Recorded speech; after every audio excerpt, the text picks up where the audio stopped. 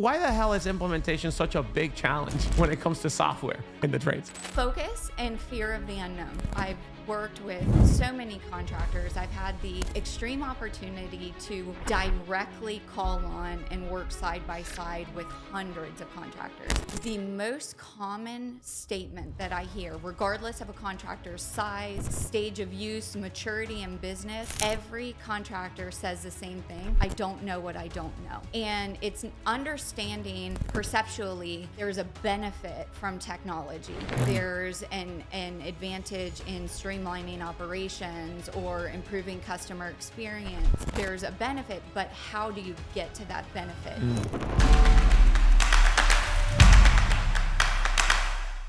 Welcome, everybody, to another episode of the Rilla Labs. I am Sebastian Jimenez, the founder and CEO of Rilla, and your host of this Rilla Labs. Today, I have the pleasure of speaking with Jenny Benbrook. She is the founder and CEO of Powerhouse Consulting Group. They are the premier tech consulting agency for contractors in the trades to implement any type of software, whether it's ServiceTitan or any other FSM software or any of the new products that are coming out. If you have any software needs, Jenny and her team, they help you make sense of them. Jenny, so glad to have you on the show. Thank you, Sebastian. It is such a pleasure to be here in New York with you when and the Rilla when team. it's super cold outside. My face is still hurting, so thank you for making it out here. I know you're in Austin, so the snow has taken over your city as well. The cold weather has migrated from the north to the south. Yes. Much too close for my comfort. Yes. Actually, I think the temperature is about the same in Austin right now that it is in New York. That sucks. To put it in perspective,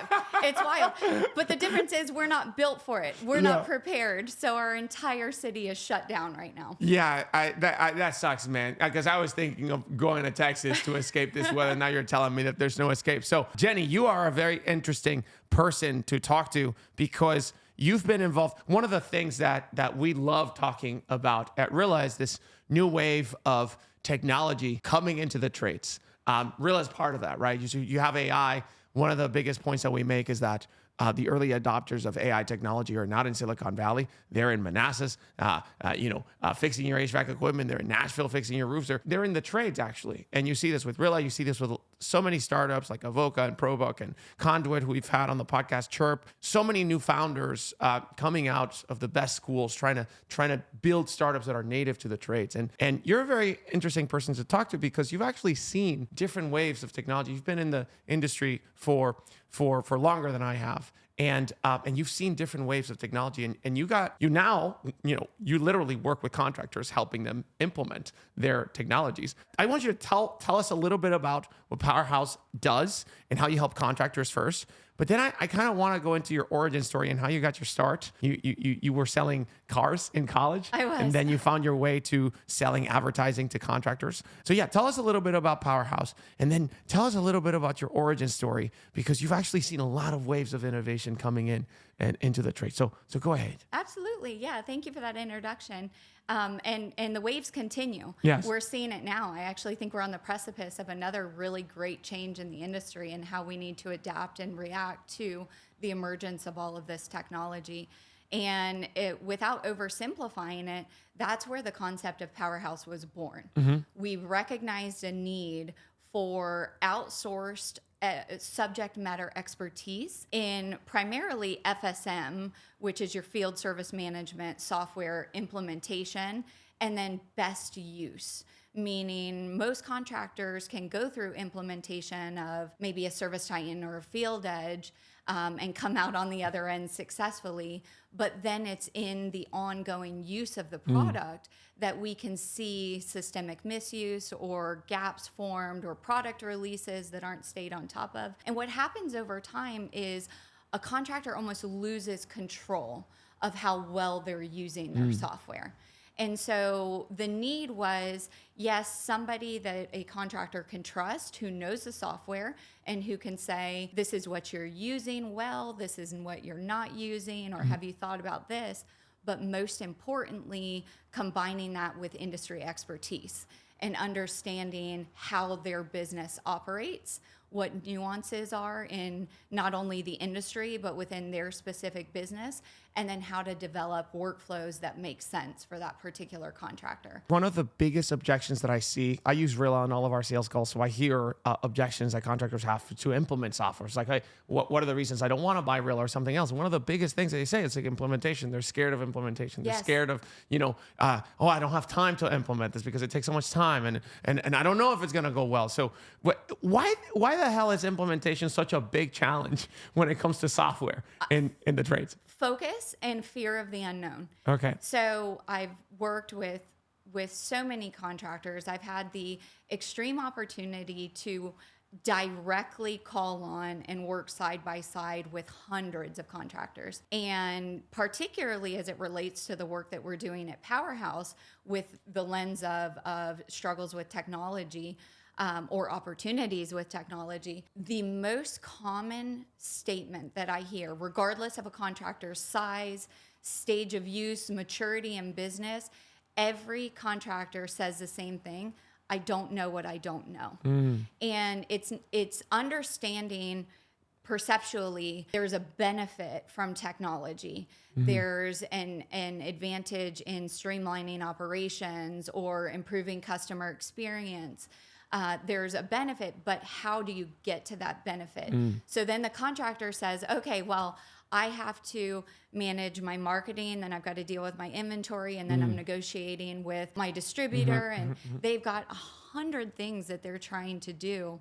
So to be able to get in that mentality of, I have to fully learn a software so that I can implement it and then train my team on how to use it, it's incredibly overwhelming when they're already strapped for time. Is the biggest bottleneck them understanding the software itself or how it works, or is and you mentioned this, is the biggest gap just getting their team to buy in? One of the things that we've noticed is, like, because contractors, their business is, their people are working on the field, and the management layer of getting people to adopt technology it's a very difficult gap, because you don't have people in the office telling them, hey, press here, press there. It's like technicians are out on their own most of the time. Exactly. So do you see a big gap there as well of getting not only the contractors to buy in and understand the software, but then, okay, how do you get your team to actually fully embrace the thing and utilize it? Most definitely. Yeah. And truly, I describe this, change management is an art form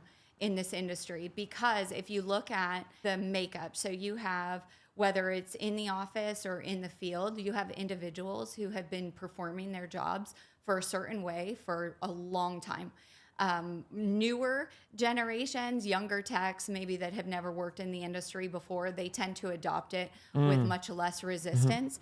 But when you have a seasoned technician who's been performing his job successfully for a certain number of time, and then you implement a new process on him, or in most cases dictate it. Like, I signed up for this and now you have to use it. Here you go. If the conversation is had like that, then there's a tremendous amount of, well, why? I'm already doing my job well. I don't need this. It's an added stress, or I forget to press the button, or I forget to do this. And so how do you work with those groups of individuals to increase adoption? And that's where change management comes in. So a lot of it is working with them at an individual level, understanding the pain points, the resistance, but most importantly, helping them understand the why. Why is this important to your job? How will this help you, this efficiency? How will this help you close more sales in the field? How will this allow you to take on one more job that day, earn additional commission, right? So when you can paint the why and help them to understand their perceived value, then we increase adoption. And so that's a really special thing about the team at Powerhouse.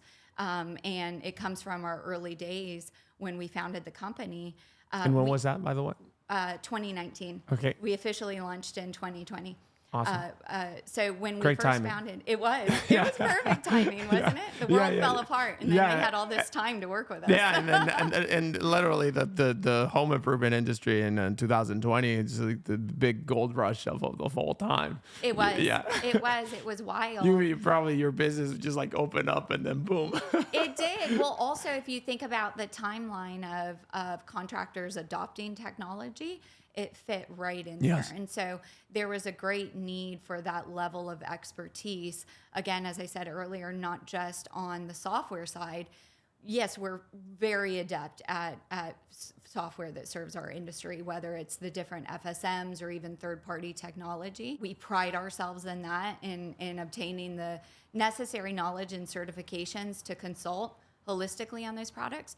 Nothing can replace our industry experience, though. And so when we looked at myself and my original two co-founders, we all built our careers in the trades. And so we knew intimately what a contractor's business looked like, what some of those pain points to adoption would be, and also how to customize the software so it worked in a way that they needed. Fast forward to today, we're a team of 30 certified consultants, and every individual comes from within the trades. That's awesome. Hiring best practice. So when they're talking, it's like they've actually played the game and they actually can kind of relate. They have. Yeah. So one of the things you talk about change management, that's something that we hear all the time. It's like the change management, especially, it becomes harder. People think it's like something that becomes simple once you scale. It actually becomes harder once you reach a certain level of scale because you have more people to change manage. But actually, that's a question I have for you.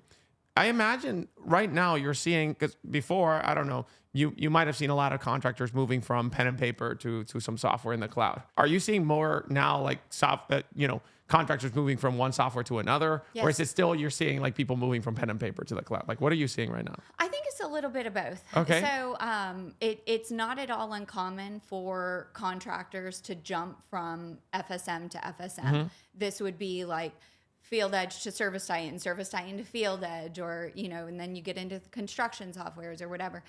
And I'll tell you an interesting story. So I was working with a sales manager for one of the privately owned distributors. And we do a lot of work at the distributor level because there's an increasing awareness of the struggles that contractors have in adoption for technology. And so they bring us in at the group level to help work with a larger dealer base. And so I was working with one of the distributors, and he shot me an email from one of his contractors. And he said, listen, I'm moving from Service Titan to Field Edge, and I've done House Call Pro and Jobber, and I think he listed like 4 other softwares. He's like, they're all terrible. Who is everyone using? Well, who's the best that people are using? And he sent me the email, and in the body it said, when will he realize it's not the software? And that was so impactful because that's really it. Every software is good in its own right. Obviously, some have more capabilities, and it depends on where you're at in business and what your goals are, and you just need to match it accordingly. But the main crux of it is if you're not implementing it correctly, if you don't understand what the software can do for your company, and if you don't have a defined playbook for your team that says these are the workflows, these are the processes that you need to follow, then every software is going to be bad for you. I wanted to ask you about that. You've seen so many different softwares. You've seen all of them over the years, and you work with contractors in implementing. You don't have to name any names. So from your observation, what would be your biggest advice or top 3 tips for software companies like mine? I'm asking selfishly to make implementation easier from the product standpoint, that you can actually make your software a little bit easier for your folks to teach others how to implement for contractors. How do you as a software product make yourself simpler to use for your users or easier to implement? Gosh, you're not going to like this answer. Yeah. But the answer, like, there is no easy answer. Yeah. And that's the reality of it.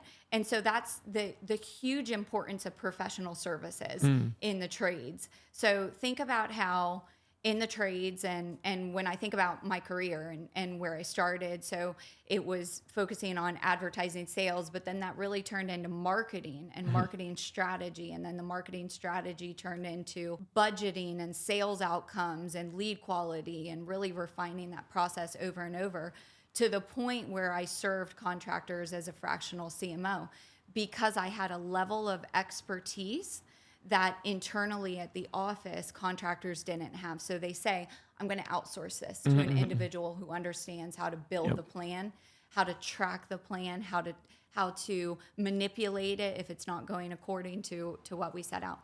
So you've seen that over time where if you lack in a certain area of expertise, legal, accounting, marketing, we're comfortable with outsourcing that.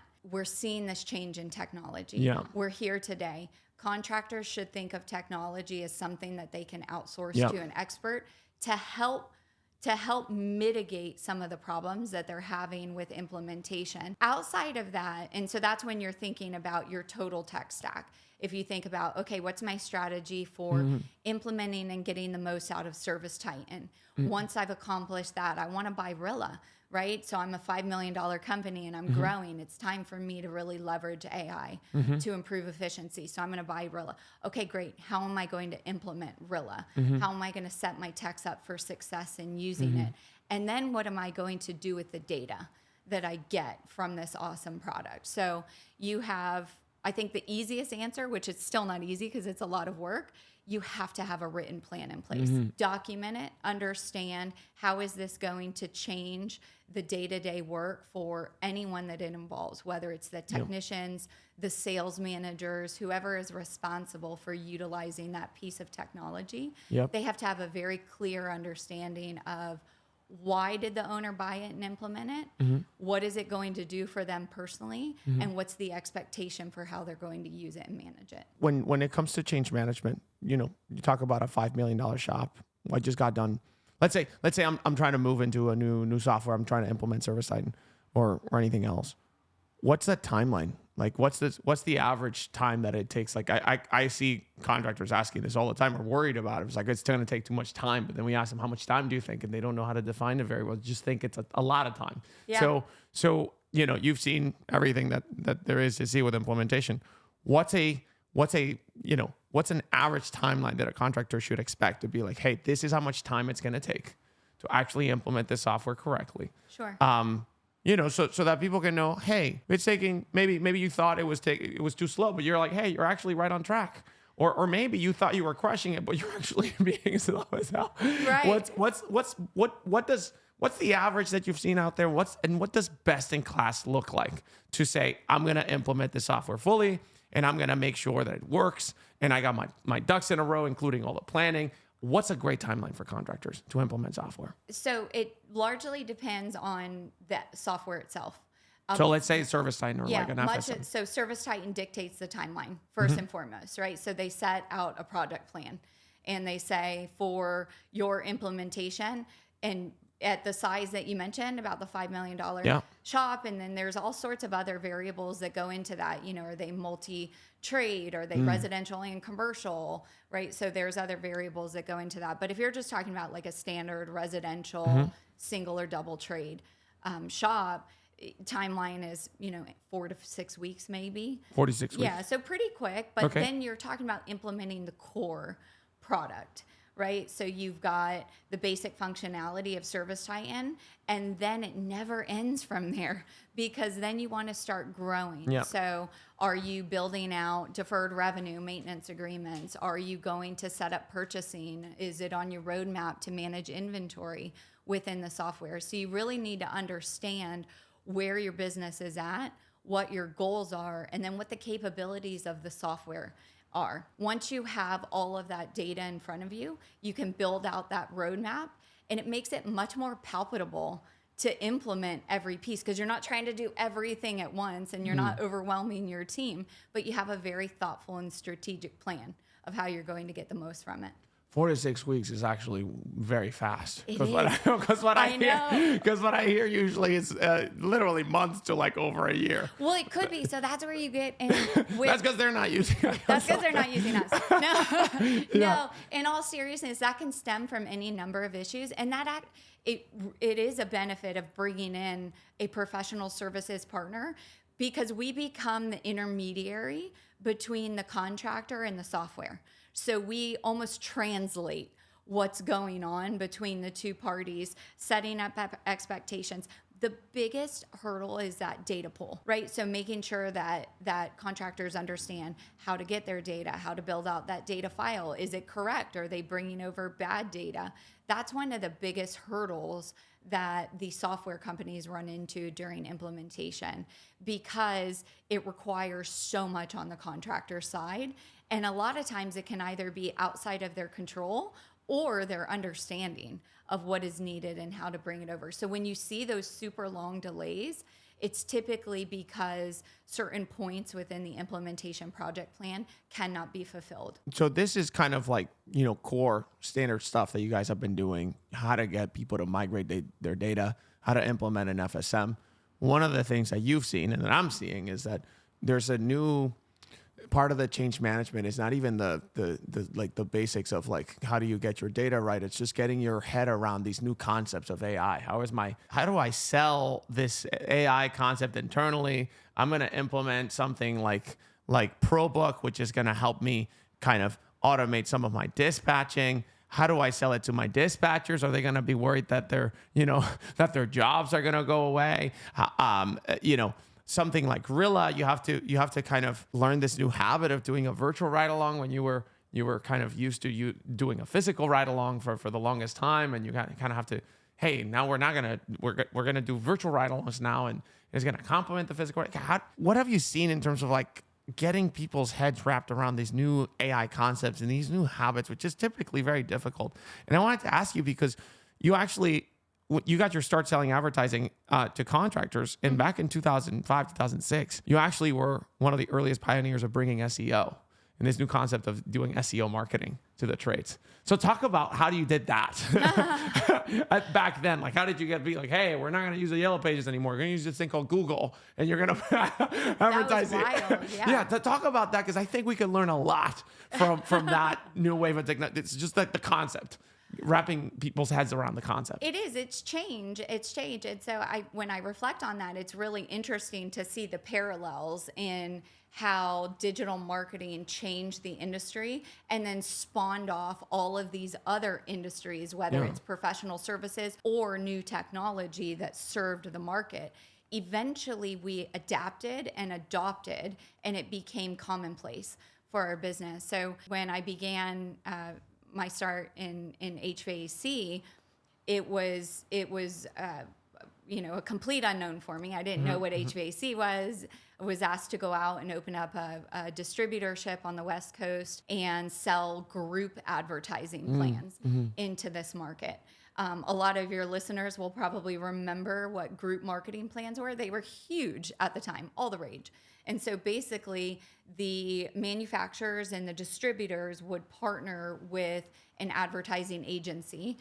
The one that I worked for was one of the first that Carrier adopted. And they would partner with this agency to develop group marketing programs that allowed contractors to buy in at a particular level. And then the distributor or the factory would match a certain amount, so up to 50% in co-op or something. So you're sharing the cost of that marketing. What's happening, though, is it was co-branded. So the contractor and Carrier 50-50 branded on everything that went out. So you're raising the overall brand awareness for the product, is essentially what was happening. And these packages were set in stone. There wasn't a whole lot of deviation from them. So you would buy in at $2,500 and you'd get like 2 postcard campaigns and a splash page website. This is hilarious if you know digital marketing today. I think in Southern California, just in Southern California, there was maybe 500 Carrier dealers. And all of them had the exact same website with the exact same content. It was just their logo was swapped out, right? Like that's how long ago we're talking because duplicate content wasn't a thing. Yeah. But then the digital landscape started changing and there were all these new rules coming out, the Google algorithm. And I was from Florida. This is actually a funny story. I was from Florida and I was calling on California contractors. So it's like the whole East Coast, West Coast thing. And there was this one guy that I called on. He was awesome. And every time I would talk about Google's algorithm, he'd be like, alligators? Are you bringing alligators here? Because nobody knew what the word algorithm was even at the time. And but it was a sense of overwhelm because it, just like we talked about with technology, contractors didn't know what they didn't know. So it was this great algorithm that controlled if customers saw their business, but nobody really knew what went into it or how to rank for it. And so the company that I was working for was, so tied in with those group packages.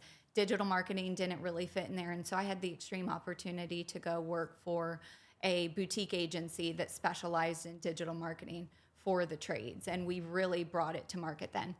But over time, even the digital marketing could not be cookie cutter. You had to implement variances in the plans based on location, on demograph, on population. There were so many different factors that affected that digital marketing strategy. What worked for someone in Los Angeles wasn't going to work for someone in the Inland Empire, right? It was just two completely different markets. So over time, we really had to adapt and evolve, and again, understand what is the best strategy to get the most out of this new technology. And so that's where branching off into the fractional CMO.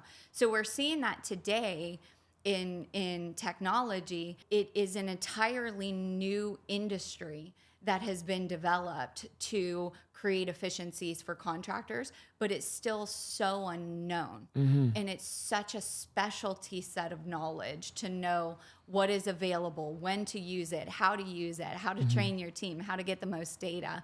And so I think the advent now is fractional technology services like Powerhouse. So instead of trying to implement all of that internally and manage all of the moving pieces when you don't have the time to study it intimately, you outsource that expertise to a third party. Yeah. But so basically, the parallel I'm seeing is like when SEO started becoming important, the kind of Pareto equilibrium for contractors was like, we're going to hire people. We're going to outsource this problem that we don't know anything about yet to somebody who's spent their entire time, dealing with this. That's so right. that they can kind of just do it, and we focus on the business. And then we get the best of both worlds. We get the best kind of marketing strategy, and we also get the best kind of ran business. And then your proposition is, this is the same with this new advent of technology. It's moving so fast, and you literally don't have the time to think about all these things, and we do.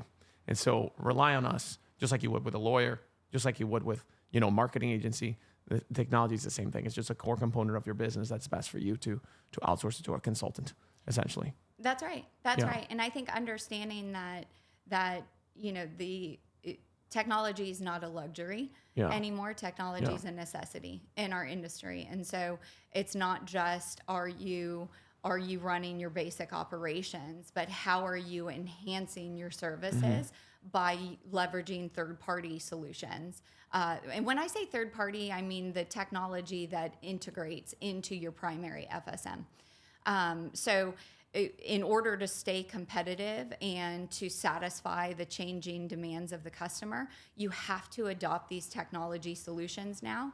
And one of the things that we've worked with our clients on is really changing the perception on that, and becoming more intentional with how they're investing in technology, and understanding that the investment pays off in dividends, whether it's increased efficiency, customer satisfaction. So, the same way that you have, going back to the marketing analogy, you have a rule of thumb on how much you're going to spend on marketing, depending on your growth strategy, right? So it's like 5, 7, 9 really aggressive companies or more than that. Well, you have to allocate a certain percentage of your revenue toward technology investment. That has to be a line item. Technology. What is your tech stack? What's your FSM? What are your third party? What service are they providing? And then what are your professional services fees to make sure that you're managing it and using it correctly? When did that happen? Do you think that the technology went from being a luxury or something that you wanted to do if you wanted to be the best of the best to something that you cannot live without? I think it's been here for a couple of years. It just snuck up on us. Why did it happen? Companies like ServiceTitan. Yeah. I mean, that's the easy answer is ServiceTitan and companies like that, Field Edge, they've created this entire ecosystem. They've created infinite possibilities of how we can operationalize a contractor's business. And so they set the standard or sort of paved the way for the idea of fully integrating tech into your business. And then we see, okay, so I understand there's efficiency when I implement more tech. One of the things I like to talk about too is be careful with perceived efficiency. Okay. We see that a lot. So technology is synonymous with efficiency because I can automate, I can alleviate laborious tasks from my team, or I can leverage AI to make things simpler for me to make decisions. So you have this perceived efficiency. But what is really happening right now with a lot of contractors is they're incredibly overwhelmed because they have so many solutions and so many products, and everyone is going to change their business, right? It's going to increase their revenue by 10x or 20x or whatever it is. And it probably will if there's a proper plan and if they're at the right stage in business. But it's connecting those dots and really understanding, how do I get the most out of these tools? And that's where there's no easy button. Like I said earlier, it's a matter of really devising that plan and then working the plan. So ensuring that teams are following the workflows that you set forth, that you're reading the data on the reports, making data-driven decisions for your company. Yeah, I think ServiceTitan was certainly a component here, and just not ServiceTitan, but all the people who kind of built the foundational layer of technology for contractors, because they've been doing that for a while. I think that was one component. That the way I told this to Ara many times was basically, ServiceTitan essentially went out into this market.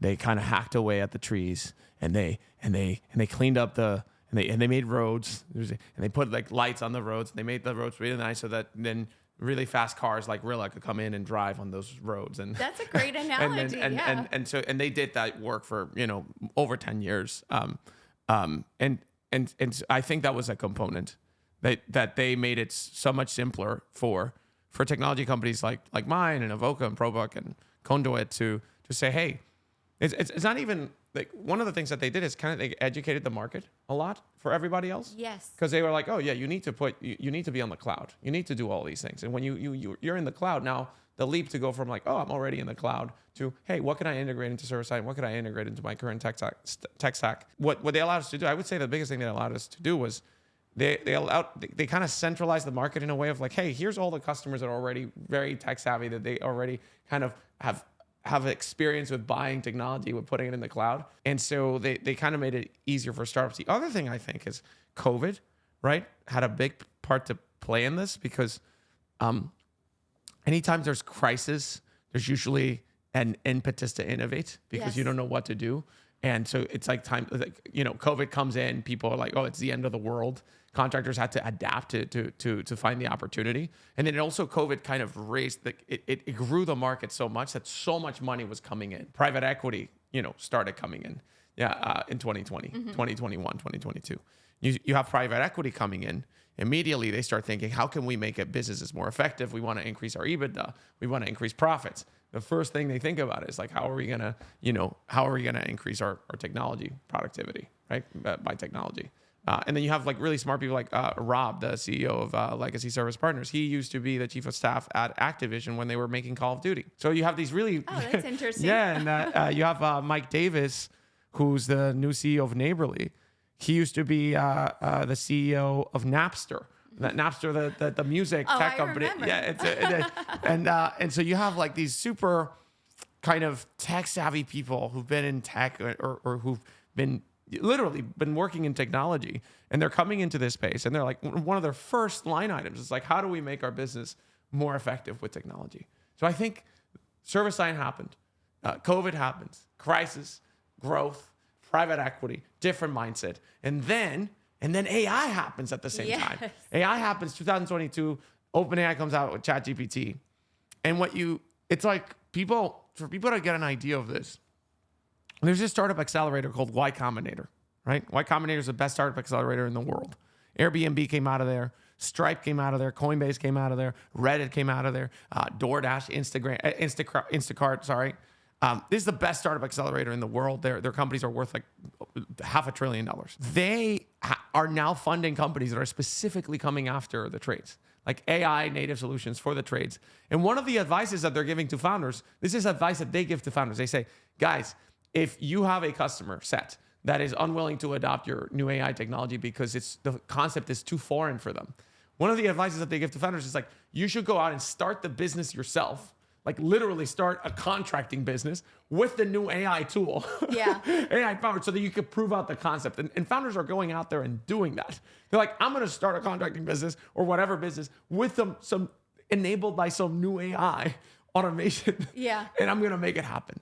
And these founders are like, you talk to Tyson, he came out of MIT. You talk to George, he just came out of University of Pennsylvania. Shelby came out of Stanford. These like really smart people, just coming in with this idea of like, I'm going to implement technology in this space. And I think that's what's making the bar so much higher for everybody. It is. Yeah.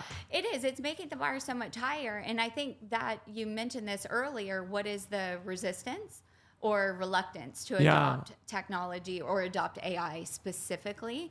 And I don't think it's so much at the owner level or the portfolio company level, private equity. It's with the people that are day to day in the office. They're the ones that are getting overwhelmed or intimidated by these AI solutions because they perceive it as a threat to their job. And in reality, AI is not a threat. The human element will never leave this industry. That is something that's really special and unique about home services and the trades. There will always be a human element. Yeah. That will never go. You cannot replace the empathy. You cannot replace the necessity for a physical technician. You can enhance their, you can upskill but you'll never actually replace them in totality. What's happening though is their positions will change. Yes. And so if you approach it with that mentality where no, you're not going to be, what's the word? Sunsetted? You're not going to be, so like your position's not going to be sunsetted. Yeah. It's going to be enhanced. These tools will allow you to operate with more productivity or even change the nature of the work that you're doing, but there will always be a human component.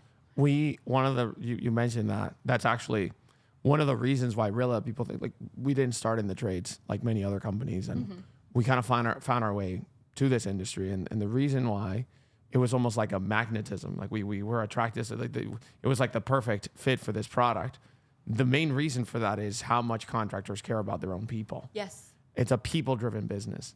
So, for instance, Rilla is a virtual ride-along software, and we had tried to sell it before. People don't know this. We started selling in 2022, but we started the company in 2019, and for the first 3 years of business, I like to say we were going out of business because we were making no money. We're just like in the red every year. We couldn't really find a market that would fit this product, and we tried every market. We tried retail. We tried CPG, like consumer packaged goods, food and beverage, And one of the reasons why this product, because all of them, there's like 12 million outside sales and service people in America. Every single one of these industries, whether it's pharma or medical or retail, they all do this thing called physical ride-alongs, where you have a manager going out, training the salesperson how to do it better, training the service person. One of the things that we realized, though, was in so many other industries, training and coaching the frontline person is a problem, but it's not the top necessity problem. So for instance, if you ask the CEO of Coca-Cola, who's your top salesperson? What do you think they say? They say, I don't know. Yeah. I have no idea. It depends. Because Coca-Cola, you ask them, what are your top 5 business drivers? It's like, they say brand, the Coca-Cola brand that they invest billions of dollars every year. Distribution, how can we get to more store points across the world? Shelf placement, where you put the Coca-Cola on the shelf in the supermarket matters more than anything because you need to have it visible. In-store promotions, in-store pricing, so you can be priced competitively. And then you get into the person that's actually making the sale. It's about business driver number 25. Right. You ask a contractor, what are your top 5 business drivers? Technicians, like they're going to say technicians 1 or 2 or 3. It's going to be technicians right there. Right. And so when you have a product like Rilla, whose sole job is doing, virtual ride-along, so you can you only care about the virtual ride-along insofar as you care about coaching and training. And you only care about coaching and training insofar as you care about that person and developing that person. This industry, and we know because we saw this is not like me researching. This is like, no. This industry cares more about training and coaching their people than any other industry. Yes. And part of the reason why you're seeing so much AI adoption in this industry is that the biggest use cases for AI, I have yet to see one use case of AI that is about replacing. I have not seen any jobs replaced by AI. What I have seen is AI becoming an assistant. Rilla, we are an assistant sales manager, an assistant service manager that helps the service manager, sales manager become 100 times more productive at their job. Even something like Avoca, you think, wow, it's an AI call center that answers the calls for you. Well, what are they doing? They're focusing on the 24-hour service, which the human call centers that are in the office, they were not doing that either. Right. And most companies weren't even, they're expanding the market for 24-hour service because most contractors weren't able to do it. Absolutely. Absolutely. It's an enhancement, and I think the call center is probably the one that I hear the most concern over. Yeah. But if you think about it, even the AI powered call centers, if they're running during normal operations, so they're taking the easy calls, the calls that are standard, that they're programmed to take, that allows for a CSR to upskill. Yes. That allows for the CSR to understand, to work on maybe the unhappy customer calls or the complex customer calls, where they can really use their skill set and their human emotion to care for the business. So it's understanding and helping not just contractors, but also their employees realize the benefit to their own positions and how it can optimize their day-to-day. But to your point, this industry is so special and so unique because of how it cares for others. Yeah. Everything from contractor advisory groups to, shop ride-alongs where contractors fly across the country. And it is. I've never seen that, by the way. Like you have like literally competitors flying to their shops and seeing how people do and things. They're completely open. It's a beautiful thing. It's really a beautiful thing. And there's such a deep care and compassion for others in this industry. And that's why a large reason why the human element will never go away, because we're serving other humans. And it's really a matter of understanding, knowing a contractor individually, and then identifying where you can fill the gaps for that contractor. And so the same approach that the industry takes for their people and for their customers, look for partners and vendors, whether it's in your technology providers or your professional services, that care enough to get to know your business, that understand your pain points, your struggles, and work to alleviate it. Like really roll up their sleeves and partner with you. When you mentioned the call center is like one of the topics that people are the most scared about, the call center is going to go away. What's very interesting is, Avoca, their second product that they launched by literally popular demand from their customers. As we just had Tyson on the podcast, they're launching a coaching product to coach your CSRs. Yeah. When you think about it, it's like literally like a Rilla for the call center. You think about that and you're like, huh. So customers are seeing the power of AI to automate certain calls that the human being's not even taking. That's right. The cancellation calls that you can't even get to, answering some of the calls that are missed.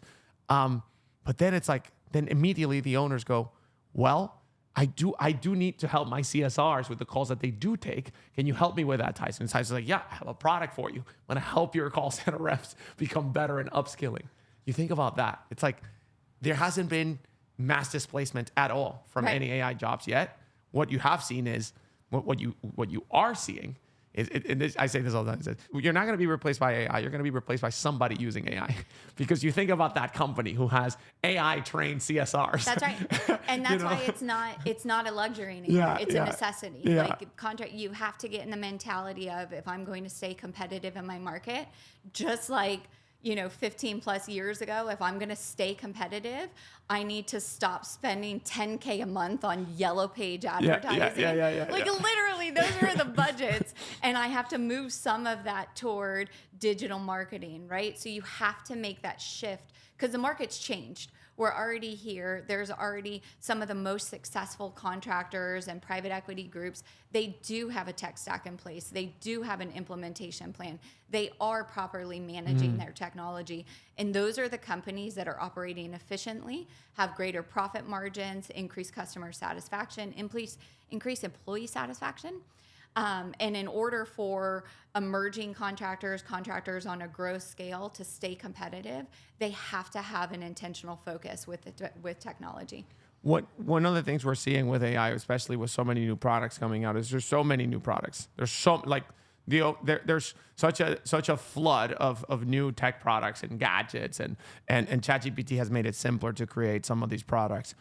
How do you as a contractor sift through the noise, figure out what's real, I'm going to go with an FSM. I'm going to go with an AI-powered call center. I'm going to go out with a marketing automation tool. How do you, as a contractor, say, hey, this is noise? How do you pick a vendor? How do you pick a software vendor to partner with? That's in the the way that works for you? existential question, right? That's it right there. How do I know? Yeah. Because there's so many great solutions out there. And everything looks good on a demo. Everything looks good on a demo. Yes, Yeah. that's what I'm saying. Like you take this product and it will solve all your problems. Yeah. Like you have a bad marriage, like this will fix it for you. Like no, in all seriousness. And that's what it's designed to do, right? Because you don't start a company saying, hey, I'm going to go take advantage of some contractors today. Yeah. Like, no way. These companies are started because they see a problem in the market and they want to solve it. They want to help a contractor operate more efficiently.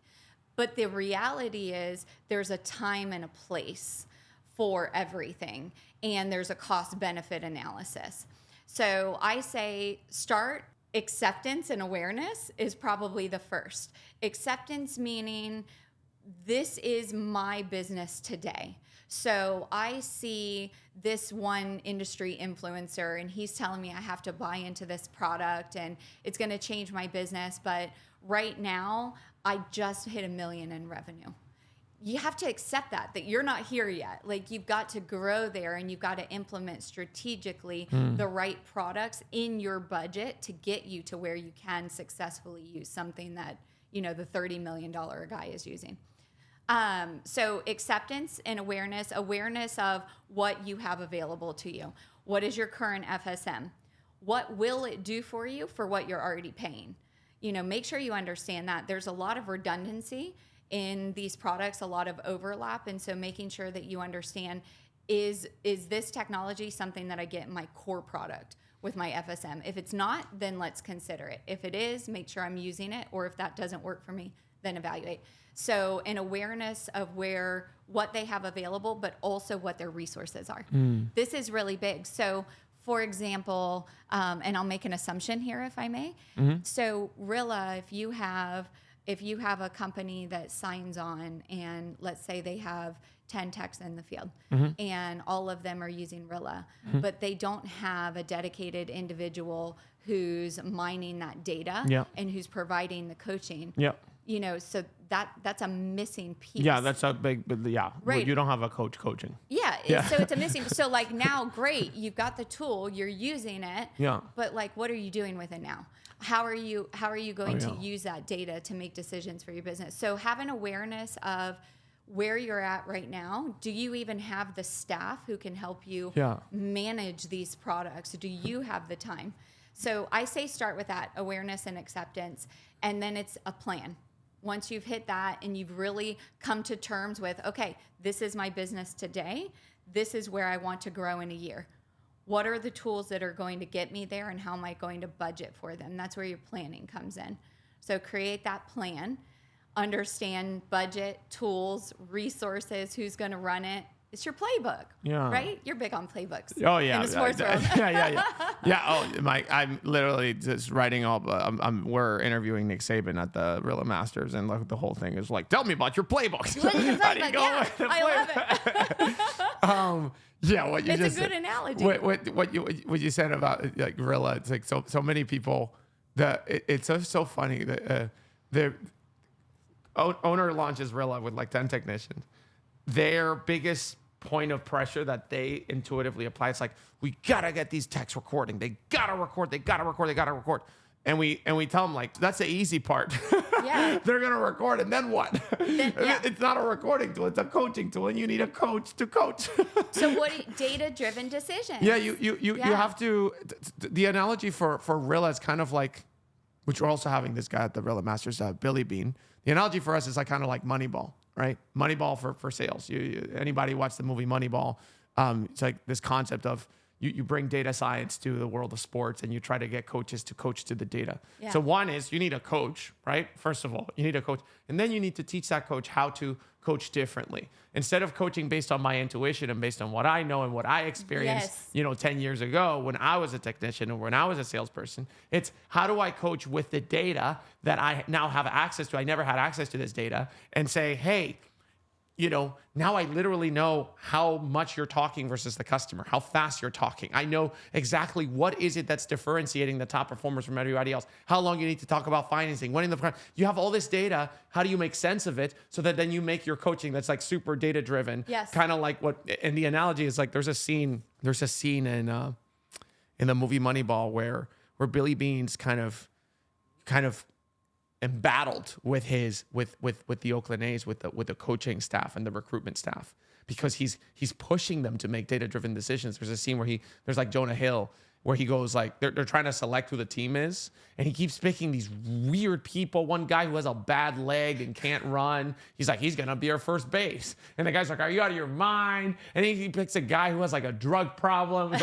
He's like out there doing drugs. He's like, oh, no, you can't do that. And he keeps pointing at Pete and be like, Pete, why are we picking this guy? And Pete's like, well, his on-base percentage is really high. Yeah. And that's all we care. It was like on-base percentage, because that's correlated with winning games. And they're all like, what are you doing? Because the human intuition is differing from the data. Right. And so the biggest challenge with implementing Rilla, I would say, is like implementing this new concept of data-driven coaching, right? How do you do that? That's what I would say is the biggest challenge. Absolutely. And now take that with the data that you're getting from your technician ride-alongs, and then you have all of your marketing data. So now you have all these decisions to make based on your marketing data. You have your conversion data. You have to make decisions on, if your call center is not converting, or if they have like a 99% conversion rate, like obviously nobody does. So, right. Let's look into that. Let's figure out. Something they never look into what, like what goes behind that number. Right. Yeah. And so you have all of these data points. Now, if you're a contractor, doesn't matter what size. If you're a contractor at, the small to emerging level, it's typically the business owner that is responsible for looking at all of that data and then making decisions based on it. But their time is strapped. When are they making that? And are they looking at every department and every aspect of their business and managing it? But then you go all the way to the enterprise level. And this is where we do a lot of work in private equity and technology solutions and reporting solutions for the PE space. And you have a whole different set of problems at that level, because now you have differences in locations and how they're set up in different workflows. So that makes roll-up reporting complex, and you can't trust the data. You can't make decisions on your underperformers versus your top performers. So if you look at it, data is the key at every step, but truly ask yourself, how am I going to manage this if I am one person, or if I'm a team? Maybe you have the business owner and you have their team of managers. How is everybody collectively reporting on their data, analyzing their data and then reporting it up so that the business can make decisions? So when we look at it in totality, that's where the sense of overwhelm is coming from. There is so much, and there are only a few people in an organization that are tasked with understanding, identifying, implementing, managing, reporting. There's so many aspects. So is it humanly possible unless it's your full-time job? So again, cue in fractional services. Like you have to bring in somebody, a company like Powerhouse or professional services firm who knows your industry, who can understand and interpret the data. That's really important. And I'll tell you one thing, we brought, we have a data analyst on our team, and when we first hired for this role, we hired outside of the industry. It was one of the few positions that I ever brought on outside of the industry.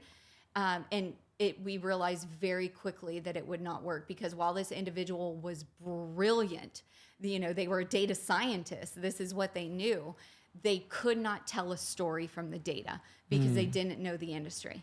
And so you have to know what you're looking at and what you're looking for in order to make sense of all that data that's in front of you. Yeah, one of the things that we've seen also, like Rilla gives you so much data.